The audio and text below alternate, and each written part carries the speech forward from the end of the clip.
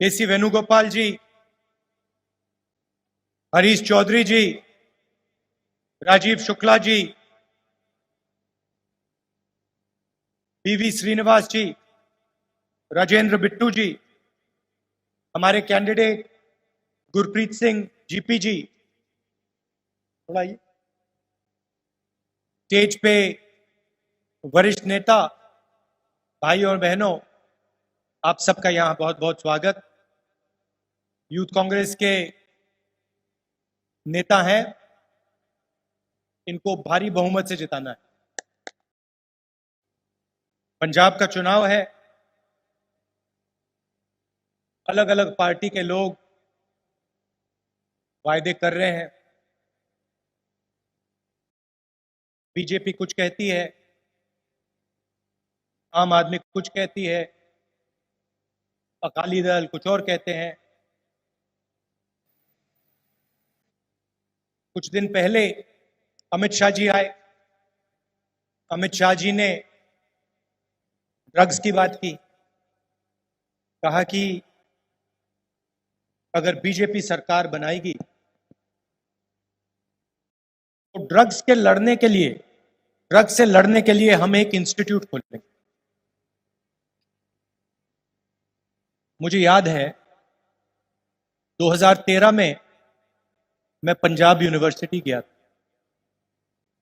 और 2013 में मैंने कहा कि पंजाब के युवाओं के सामने सबसे बड़ा खतरा ड्रग्स, याद होगा आपको। और उस समय बीजेपी के लोगों ने, अकाली दल के नेताओं ने, उनके चीफ मिनिस्टर ने मेरा मजाक उड़ाया, कहा कि राहुल गांधी गलत बोल रहा है, पंजाब में ड्रग्स की कोई इशू नहीं। उस समय उनकी सरकार थी, अकाली दल के साथ पार्टनरशिप थी, तो उस समय अमित शाह ने ड्रग्स के बारे में नहीं बोला, मोदी जी ने ड्रग्स के बारे में नहीं बोला। 2014 का इलेक्शन आपको याद है, मोदी जी आते थे, हर भाषण में कहते थे 2 करोड़ युवाओं को रोजगार दूंगा, हर साल 2 करोड़ युवाओं को रोजगार दूंगा। कहते थे बैंक अकाउंट में 15 लाख रुपए, हर नागरिक के बैंक अकाउंट में 15 लाख रुपए डाल दूंगा। अब अपने भाषण में बोलते हैं क्या? अब अपने भाषण में कहते हैं कि मैं रोजगार दूंगा ना? कहते हैं, रोजगार के बारे में नहीं बोलते, विकास के बारे में नहीं बोलते, 15 लाख रुपए बैंक अकाउंट में डालने के नहीं बोलते। और पूरे देश में आज बेरोजगारी है। क्यों है? क्योंकि नरेंद्र मोदी जी ने नोटबंदी की, गलत जीएसटी लागू किया, कोविड के समय उन्होंने मदद नहीं की। जो छोटे बिजनेस वाले हैं, मिडिल साइज बिजनेस वाले हैं, दुकानदार हैं, उनकी रक्षा नहीं। कोविड के समय फिर से मैंने देश से कहा, पार्लियामेंट के सामने खड़े होकर, जैसे मैंने पंजाब में ड्रग्स की बात की, कोविड के समय मैंने कहा, देखिए भयंकर बीमारी है, लाखों लोग मरेंगे, तैयारी करनी चाहिए। पंजाब में हमने तैयारी की। दिल्ली की सरकार, नरेंद्र मोदी जी कहते हैं राहुल गांधी मजाक कर रहा है, लोगों को डरा रहा है। नरेंद्र मोदी जी ने देश से कहा, कोविड आया है, वायरस आया है, थाली बजाओ। उसके बाद कहते हैं मोबाइल फोन की लाइट चला के दिखाओ। आप हंस रहे हो, मगर ये सच है। और किसी देश के नेता ने थाली नहीं बजवाई। और किसी देश के नेता ने लाइट, मोबाइल फोन की लाइट नहीं दिखवाई। यहां केजरीवाल जी आके कहते हैं हमारी मोहल्ला क्लिनिक है। सबसे पहले मोहल्ला क्लिनिक शीला जी ने बनाई थी।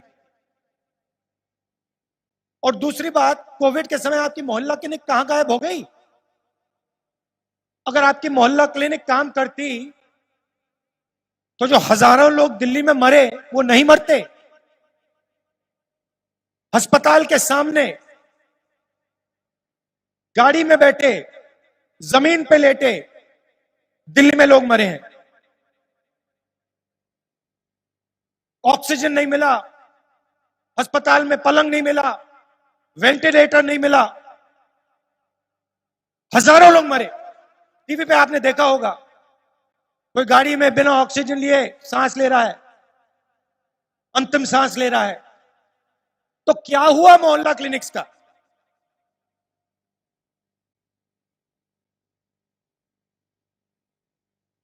दिल्ली में आप जानते हो ऑक्सीजन सिलेंडर किसने पहुंचाए? ये देखो बोले,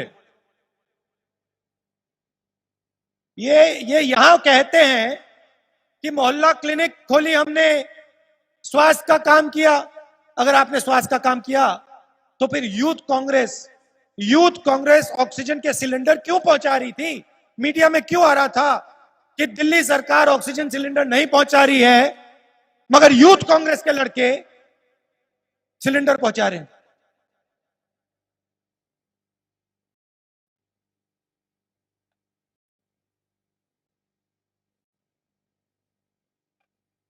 तो मैं आपसे क्यों कह रहा हूं? ड्रग्स की बात की, मैंने कहा उस समय 2013 में मैंने आपको बताया। कोविड के समय मैंने एक बार नहीं अनेक बार देश से कहा कि भयंकर नुकसान होने वाला है, तैयार हो जाओ। नरेंद्र मोदी जी ने, केजरीवाल जी ने कहा राहुल ऐसे ही बोल रहा है। देखिए, आपके गुरु नानक जी ने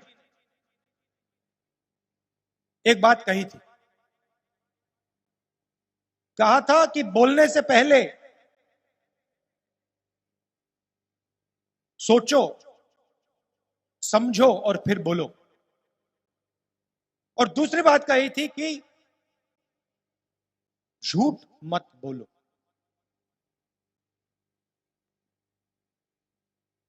झूठ मत बोलो। मैं यहां आपको झूठ बोलने नहीं आया हूं। मैं आपको यह कभी नहीं बोलूंगा कि 2 करोड़ युवाओं को मैं साल में रोजगार दूंगा। कभी नहीं बोलूंगा कि 15 लाख रुपए बैंक अकाउंट में डाल दूंगा। मैं सोच समझ के बोलता हूं। 2013 में मैंने समस्या देखी, समझी और बोला। कोविड के समय मैंने देखा, सोचा, समझा और सच्चाई बोली। और मैं आज पंजाब को फिर से एक बात कहना चाहता हूं, और मेरी बात आप याद रखिए। पंजाब के लिए सबसे जरूरी चीज पंजाब में शांति और भाईचारा है। जिस दिन जिस दिन ये गायब हो जाए, उस दिन यहां ना रोजगार मिलेगा, ना प्रगति होगी, पूरे प्रदेश का नुकसान होगा। पंजाब को शांति और भाईचारे की रक्षा करनी है। ये सबसे जरूरी चीज, ऐसे जरूरी और कुछ चीज है ही नहीं। और ये काम कांग्रेस पार्टी ही कर सकती है और कोई पार्टी कर नहीं सकती। आप एक और बात समझिए। जब मैं पहले राजनीति में आया 2004 में, नेता का भाषण देखता था और कहता था हाँ ये नेता है, ये चेहरा है, ये इस पॉलिसी पे बात कर रहा है, ये भाषण दे रहा है। थोड़ी थोड़ी देर बाद बात समझ आई कि नेता सिर्फ एक व्यक्ति नहीं होता है। नेता के पीछे अलग अलग शक्तियां होती हैं, ताकतें होती हैं। राजनीति समझनी है तो नेता का चेहरा मत देखो, नेता के पीछे कौन सी ताकत है, कौन सी शक्ति है, सामने कौन सी शक्ति आ रही है, पीछे कौन सी शक्ति छुपी है, इसको पहचानो। ये आपने पहचान लिया, आपको राजनीति समझ आ गई। दो तीन उदाहरण आपको देता हूं। क्या नरेंद्र मोदी के पीछे किसानों की शक्ति हो सकती है? क्यों नहीं? क्यों नहीं हो सकती? ये देखो, क्योंकि नरेंद्र मोदी ने 3 काले कानून बनाए। वो कुछ भी कह लें, 1 साल के लिए हिंदुस्तान के किसान सड़क पे थे। कोरोना के समय ठंड में किसान बाहर खड़े थे। नरेंद्र मोदी के पीछे हिंदुस्तान के किसानों की शक्ति नहीं है, क्योंकि अगर होती तो किसान बाहर नहीं खड़ा। तो फिर आप पूछिए, अगर नरेंद्र मोदी के पीछे किसानों की शक्ति नहीं है, अगर नरेंद्र मोदी के पीछे किसानों की शक्ति नहीं है, तो कौन सी शक्ति उसके पीछे है? कौन सी छुपी हुई शक्ति नरेंद्र मोदी जी के पीछे नरेंद्र मोदी को मदद कर रही है? ये देखिए, ये देखिए, जवाब मिला 2 मिनट में। अगर किसान नहीं है उनके पीछे, तो वही होंगे जिनको 3 काले कानूनों का फायदा मिलेगा। वही हो सकते हैं और कोई हो ही नहीं सकता। तो देखिए, किसको मिल रहा है फायदा 3 कानूनों का? किसानों को नहीं मिल रहा, छोटे व्यापारियों को नहीं मिल रहा, दुकानदारों को नहीं मिल रहा, हिंदुस्तान के 2-3 सबसे बड़े अरबपतियों को मिल रहा है। तो सीधी सी बात है, किसान की शक्ति नरेंद्र मोदी के पीछे नहीं, अरबपतियों की शक्ति उनके पीछे छुपी हुई। अब चलिए केजरीवाल जी के पास चलते हैं। मैं आपसे पूछना चाहता हूं, केजरीवाल जी के पीछे कौन सी शक्तियां छुपी हैं? ये देखिए, क्या कांग्रेस पार्टी का कोई भी नेता आतंकवादी के घर जा सकता है क्या?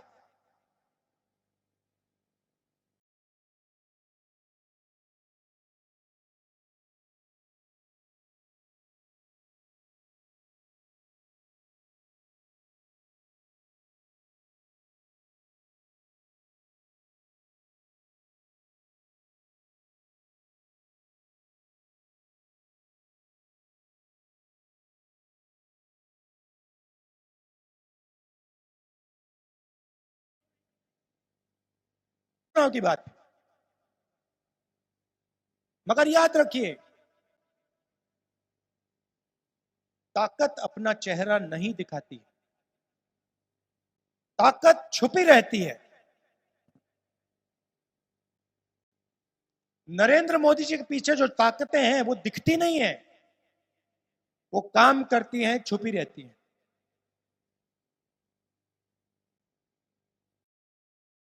कुछ दिन पहले आम आदमी पार्टी के फाउंडिंग मेंबर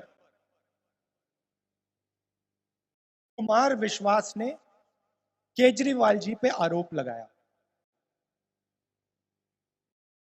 सिर्फ पंजाब में नहीं, पूरे देश में वीडियो वायरल है। कुमार विश्वास ने आम आदमी पार्टी को शुरू किया, मगर उनके आरोप के बारे में केजरीवाल जी एक शब्द नहीं कह पा रहे हैं। क्यों? जवाब देना चाहिए, और लंबा जवाब नहीं केजरीवाल जी, सीधा जवाब, हां या ना। क्या कुमार विश्वास सच बोल रहा है या झूठ बोल रहा है? सीधी सी बात है। लंबे भाषण देने की जरूरत नहीं है। एक शब्द मीडिया से आप मिलते हैं, एक शब्द कुमार विश्वास झूठ बोल रहा है, मैंने ऐसी बात नहीं की, या फिर कुमार विश्वास सच बोल रहा है, मैंने ऐसी बात की। जवाब नहीं दे रहे हैं। जवाब क्यों नहीं दे रहे हैं? हां, क्योंकि आम आदमी पार्टी के फाउंडर सच बोल रहे हैं। तो आपको यह समझना है कौन सी शक्तियां किस नेता के पीछे दिख रही हैं और कौन सी शक्तियां किस नेता के पीछे छुपी हुई हैं। और अगर आपने ये बात ठीक से नहीं पहचानी तो आपका और पंजाब का जबरदस्त नुकसान होगा। मेरी बात याद रखिए। इसके बारे में मैंने कहा। अच्छा, एक और सवाल, क्या राहुल गांधी ने या चन्नी जी ने मजीठिया जी से माफी मांगी क्या? क्यों नहीं? केजरीवाल जी ने क्यों मांगी? ड्रग्स की बात कर रहे हैं, मेरे ऊपर 20-25 केस हैं, मैंने किसी से माफी नहीं मांगी। आरएसएस का केस है, कभी नहीं माफी मांगी, मांग ही नहीं सकता। तो केजरीवाल जी ने मजीठिया से माफी क्यों मांगी? नहीं नहीं नहीं, ये डर गया जी, डर गया जी।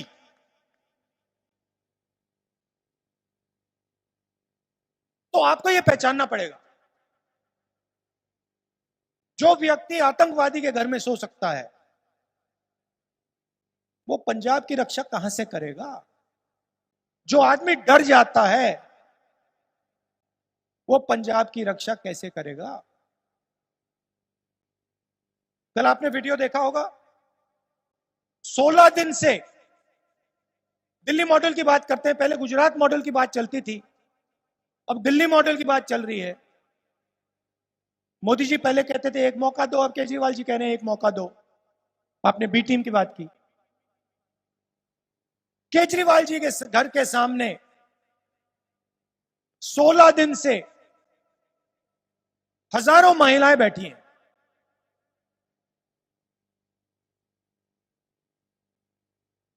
उनको धमकाया जा रहा है, डराया जा रहा है।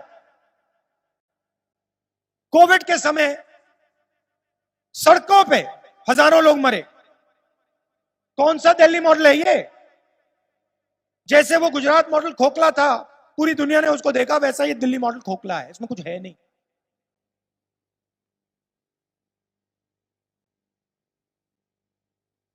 मगर देखिए, प्रेस के हमारे जो मित्र हैं यहां, आप उनसे पूछिए क्या कुमार विश्वास सही बोल रहा है या गलत? सीधा सा सवाल है। हमने यहां आपको एक गरीब घर का चीफ मिनिस्टर दिया है। पहली बार एक गरीब व्यक्ति जो गरीबी को समझता है, तो गरीबी में जिया है, उसको हमने चीफ मिनिस्टर पंजाब बनाया। सवाल, मैंने अमरिंदर सिंह जी से कहा यह जो बिजली का मामला है, लोग पूछते हैं अमरिंदर सिंह जी क्यों हटे, कैसे हटाएगा? मैं बताता हूं आपको। मैंने अमरिंदर सिंह जी से कहा देखिए, बिजली का मामला है, गरीबों का मामला है, बिजली के रेट कम करने चाहिए। बिजली बिल जो है उसको वेव ऑफ करना चाहिए। अमरिंदर सिंह जी कहते हैं हमारा तो कॉन्ट्रैक्ट है, उसके साथ कॉन्ट्रैक्ट है, बिजली की कंपनियों के साथ कॉन्ट्रैक्ट है। आप पंजाब के चीफ मिनिस्टर हो, आपका पंजाब की जनता के साथ कॉन्ट्रैक्ट नहीं है क्या? यही सवाल मैंने चन्नी जी से पूछा। मैंने कहा चन्नी जी देखिए, आप चीफ मिनिस्टर बने हैं, ये बिजली का मामला है, ये पंजाब के गरीब लोगों का मामला है, इसको आप देख के ठीक करिए।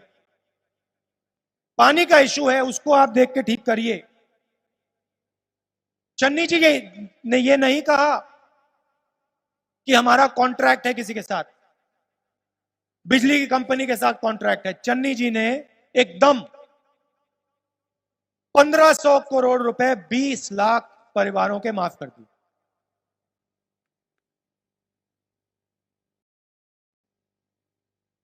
तो अगर चन्नी जी ने गरीबों, पंजाब के गरीबों की बिजली बिल माफ किया, तो कौन सी शक्ति उनके पीछे है? किसकी शक्ति उनके पीछे है? पंजाब के गरीबों की। अगर 3 रुपए यूनिट पावर का प्राइस कम किया, पावर का दाम कम किया, किसके लिए किया, क्यों किया? इसलिए किया क्योंकि गरीबों की शक्ति चन्नी जी के पीछे है। चन्नी जी गरीबों के लिए काम करना चाहते हैं। नरेंद्र मोदी जी ने हिंदुस्तान में पेट्रोल डीजल के दाम नहीं कम किए। इंटरनेशनल मार्केट में पेट्रोल के दाम गिरे $140 से $90, उससे पहले और भी कम थे। मगर नरेंद्र मोदी जी के मित्र हैं, नरेंद्र मोदी जी पेट्रोल का दाम कम नहीं कर सकते, डीजल का दाम कम नहीं कर सकते। चन्नी जी ने 10 रुपए पर लीटर पेट्रोल का दाम कर दिया कम, डीजल का दाम 5 रुपए पर लीटर कम कर दिया, और सिर्फ 100 दिन चीफ मिनिस्टर रहे। मैं आपको बता रहा हूं, पहचानता हूं चन्नी जी को, डायनामिक नेता है। यह ऐतिहासिक निर्णय है कांग्रेस पार्टी का, यह पंजाब को बदलने का निर्णय है। पहली बार एक गरीब व्यक्ति पंजाब को आगे ले जाएगा, और उसके दिल में, उसके दिल में, चन्नी जी के दिल में, चन्नी जी के दिल में, चन्नी जी के डीएनए में पंजाब की जो जनता है, पंजाब की जो गरीब जनता है, उसके लिए जगह है। क्या करेंगे मैं आपको बताता हूं। पंजाब में 3 अलग अलग मोनोपोली है। इन जगह चुने हुए लोगों का ठेका लगा हुआ है। बस केबल टीवी और रेत, 3 मोनोपोलीज को चन्नी जी तोड़ के दिखा देंगे, खत्म कर देंगे।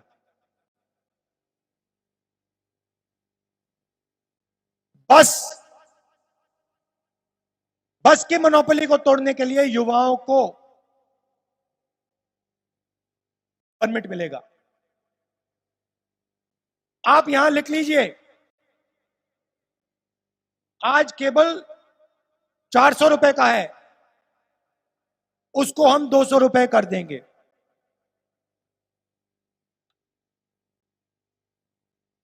और रेत 1200 रुपए एक ट्रॉली में हो जाएगा, नॉन नेगोशिएबल। ये 3 चीजें हम करके दिखाएंगे। जो भी पैसा बचेगा वो सीधा आपकी जेब में जाएगा, आपके स्वास्थ्य में, आपके अस्पतालों में, आपकी शिक्षा के लिए। अच्छा, केजरीवाल जी से ये भी पूछ लीजिए, केजरीवाल जी से मैंने मोहल्ला क्लिनिक की बात की, उनसे ये भी पूछिए दिल्ली में केजरीवाल जी ने कितने स्कूल बनाए हैं। कांग्रेस पार्टी की सरकार ने 300 नए स्कूल बनाए थे। पंजाब एजुकेशन में, शिक्षा में नंबर 1 है। आप केजरीवाल जी से पूछिए आपने कितने स्कूल बनाए? 10 भी नहीं बनाए उन्होंने।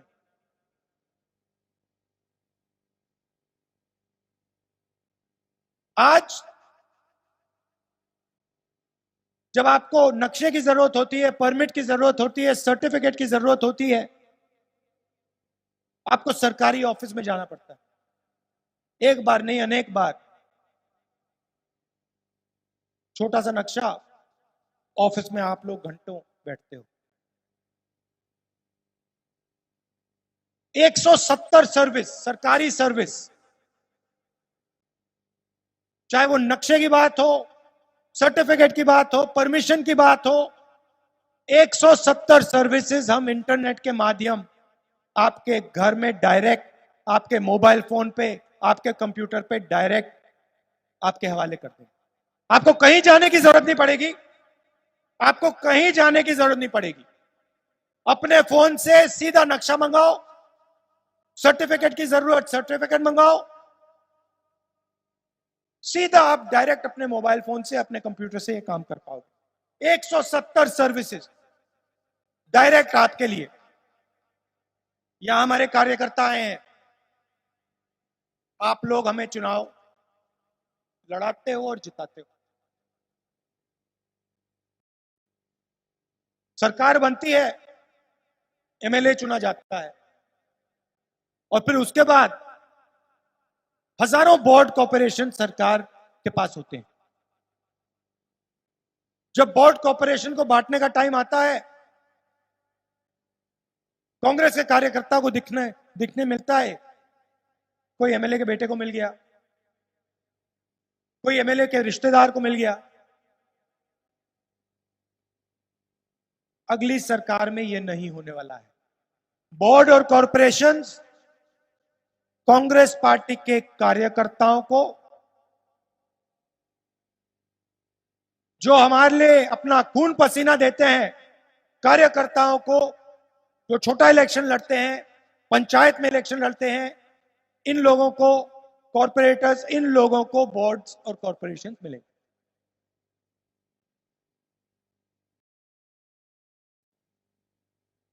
अंत में फिर से दोहराना चाहता हूं, और इस बात को आप गहराई से समझिए। पंजाब में अगर शांति चली गई, रोजगार नहीं मिल सकता। पंजाब में शांति चली गई, प्रगति नहीं हो सकती, विकास नहीं हो सकता, इंडस्ट्री नहीं बन सकती, सवाल ही नहीं पैदा होता। और आप जानते हो, आपका एक्सपीरियंस है, जब हिंसा फैलती है, नफरत फैलती है, उसका नतीजा क्या होता है, नुकसान किसको होता है, आप जानते हो, बहुत अच्छी तरह जानते हो। और आप कांग्रेस पार्टी को भी जानते हो। आप जानते हो कांग्रेस पार्टी के पास एक्सपीरियंस है, समझ है, और कांग्रेस पार्टी कॉम्प्रोमाइज नहीं कर सकती, बिल्कुल नहीं कर सकती। केजरीवाल जी कॉम्प्रोमाइज करते हैं।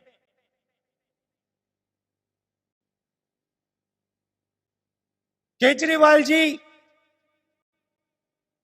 ने पिछली बार आतंकवादी के घर वो सोए थे, और कुमार विश्वास जी ने बयान दिया है, जो फाउंडिंग मेंबर थे आम आदमी पार्टी के, उन्होंने बयान दिया है केजरीवाल जी के बारे में। केजरीवाल जी को जवाब देना चाहिए, क्या ये बयान सच है या झूठ।